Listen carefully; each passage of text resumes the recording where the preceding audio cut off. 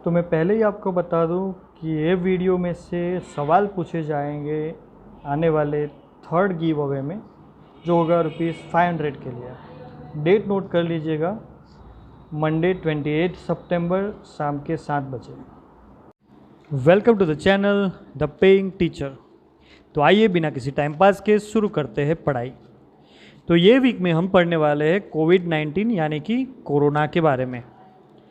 First week में हमने पढ़ा था कि कोरोना की वैक्सीन, मतलब कोरोना हम कैसे मिटाएंगे, कोरोना की वैक्सीन कब तक आएगी उसके बारे में। यहाँ पे हम, क्योंकि अभी कोविड-19 की वैक्सीन आनी बहुत मतलब काफ़ी देर लग सकती है उसको आने में, तो जब तक उसके लिए बचना पड़ेगा, उससे हमें बच के रहना पड़ेगा। तो बच के रहने के लिए कौन कौन सी इन्फॉर्मेशन हमें रिक्वायर्ड है, that I will teach here. तो पहले देखते हैं उसके सिम्टम्स के बारे में, मतलब कि क्या क्या मतलब हमारे बॉडी में होगा अगर हमको कोविड-19 या फिर कोरोना का डिसीज़ अगर हमारी बॉडी को लगा है, तो वो हमें कैसे पता चलेगा, या फिर कौन से सिम्टम्स या फिर कौन से विजुअल इफ़ेक्ट्स होंगे जिससे हम कह सकते हैं कि हमारी बॉडी में कोरोना है। तो let's start one by one.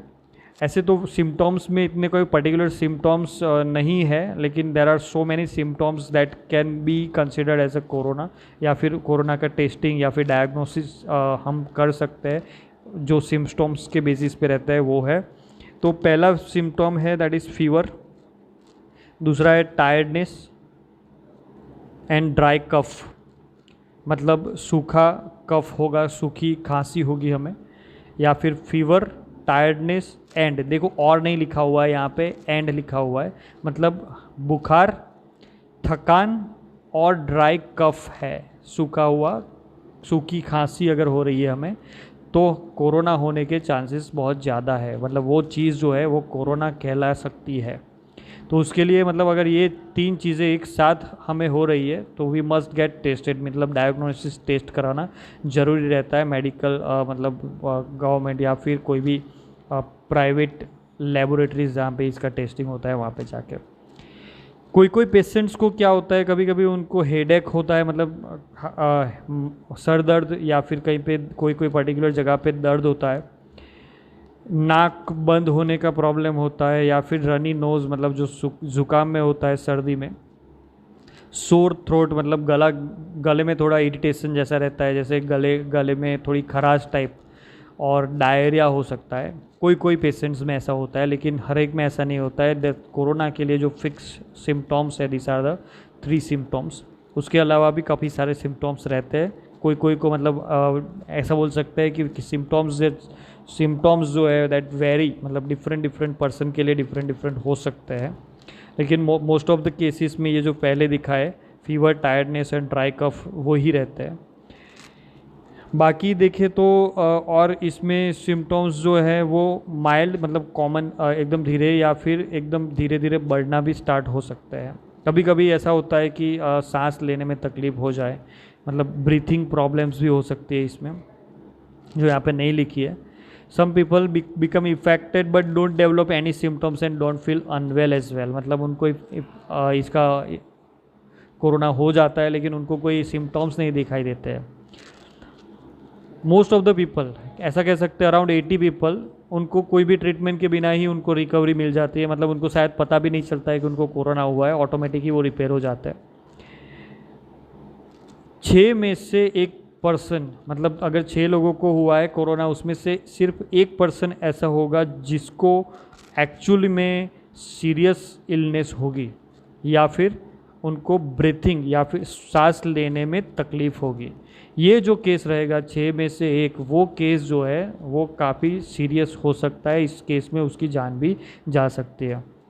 ऐसे लोग कौन से हो सकते हैं, मतलब ऐसा नहीं है कि इनको ही ऐसा होगा, लेकिन देर आर सम पीपल्स, मतलब there are some particular category, जैसे कि ओल्डर पीपल, दोज विज, मतलब बूढ़े लोग, और जिनको पहले से मेडिकल प्रॉब्लम्स है like high blood pressure, heart problems, diabetes, और ऐसे कोई रोग है जो पहले से बॉडी में अवेलेबल है, तो उनको ये डिसीज़ होने का और वो डिसीज़ में वो सीरियसली इल होने के चांसेस बहुत ज़्यादा हो जाते हैं।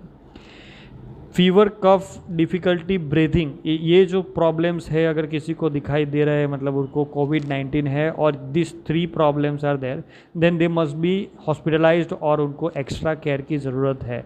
अगर ये 3 दिखाई नहीं दे रहा है तो एक्स्ट्रा केयर की कोई इतनी ज़रूरतमंद नहीं रहती है। ठीक है, तो ये हो गए सिम्टम्स के बारे में।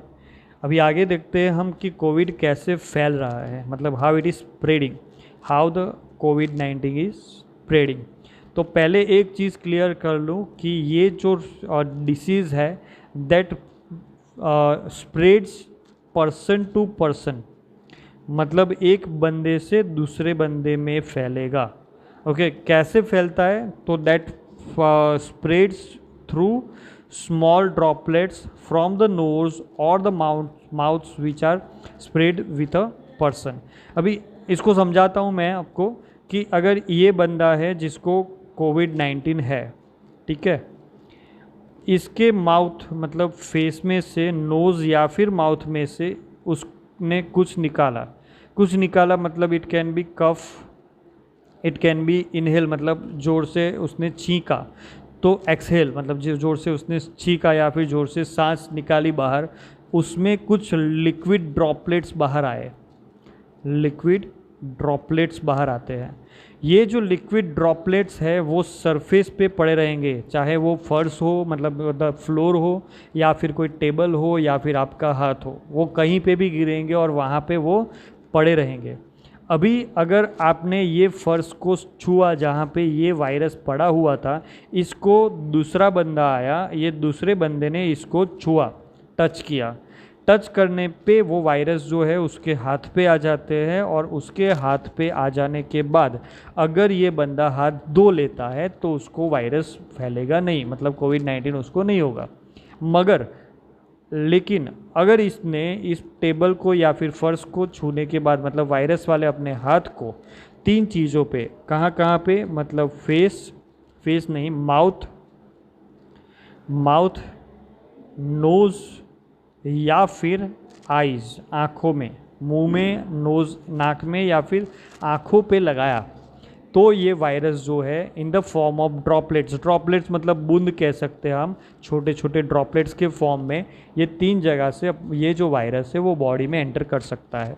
तो ये वायरस यहाँ से एंटर हो जाएगा।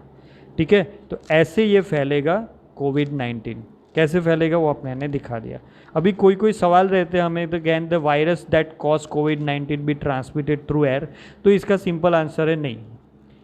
लेकिन ऐसा हो सकता है कि अगर इसने छींका तो छींकने की वजह से वायरस जो है it can cover approximately up to 1 metre, क्योंकि हमने जो छींकते हैं उसमें थोड़ा फोर्स होता है, उसके एयर जो है उसको थोड़ा फोर्स मिलता है, तो ये पर्टिकुलर 1 मीटर तक जा सकता है। अगर ये 1 मीटर के अंदर गिरा और वहाँ पे हम अवेलेबल नहीं है तो हमारी बॉडी पे ये वायरस नहीं आएगा। लेकिन if we are here only तो ये 1 मीटर में आएगा और यहाँ से हमने अगर वही टाइम पे we are taking the air inside मतलब हम सांस ले रहे हैं तो हमें ये होने का चांसेस है, लेकिन दैट इज़ ये चांसेस बहुत कम है। तो what simple answer is, air से ये नहीं फैलता है, ये फैलता है फोर्स से। ठीक है, तो हमें खाली क्या करना होता है, हमें दूरी बना के रखनी होती है।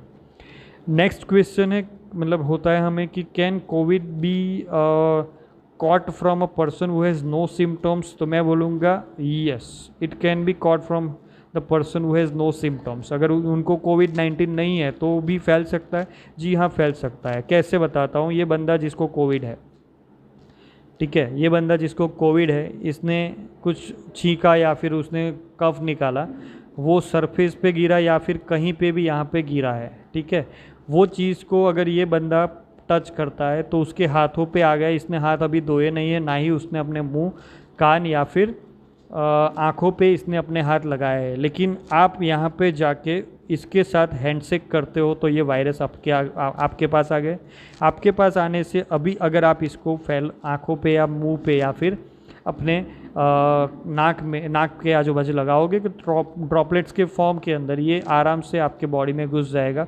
इसने तो हाथ बाद में आपसे हाथ मिला कि इसने तो हाथ धो लिए, ये तो सेफ़ हो गया, लेकिन आपको इसने दे दिया कोविड। समझ में आ रहा है आपको? तो इसका आंसर है यस, नो सिम्टम्स, या फिर इसको अगर सिम्टम्स नहीं है तो भी वो आपको कोविड दे सकता है, अगर उसको कोविड नहीं है तो भी वो आपको कोविड दे सकता है। द थर्ड क्वेश्चन है, can I catch covid from the faces? Faces मतलब जो उसने डिस्पोज किया हुआ है, मतलब अपनी बॉडी से जो निकाला गया है, उससे अगर आपको डिसीज़ हो सकता है। चांसेस आर लो, मैं आंसर दूंगा चांसेस आर लो, लेकिन हो सकता है ज़रूर, क्योंकि वही चीज़ें हैं जो फर्श पे या फिर कहीं पे भी पड़ी रहती है। अगर उसको आपने टच किया, फिर आपने अपनी बॉडी में पर्टिकुलर 3 जगहों पे टच किया जो मैंने आगे बताई, तो आपको चांसेस है कि कोविड होगा। तो बेटर वे है, बच के रहिए, डिस्टेंस बना के रहिए, ठीक है। आगे का टॉपिक हम मतलब आगे के पोर्शन हम नेक्स्ट वीडियो में देखते हैं। Thank you. तो आने वाले गिव अवे में पार्टिसिपेट करने के लिए सब्सक्राइब करिए और बेल आइकन दबाइए।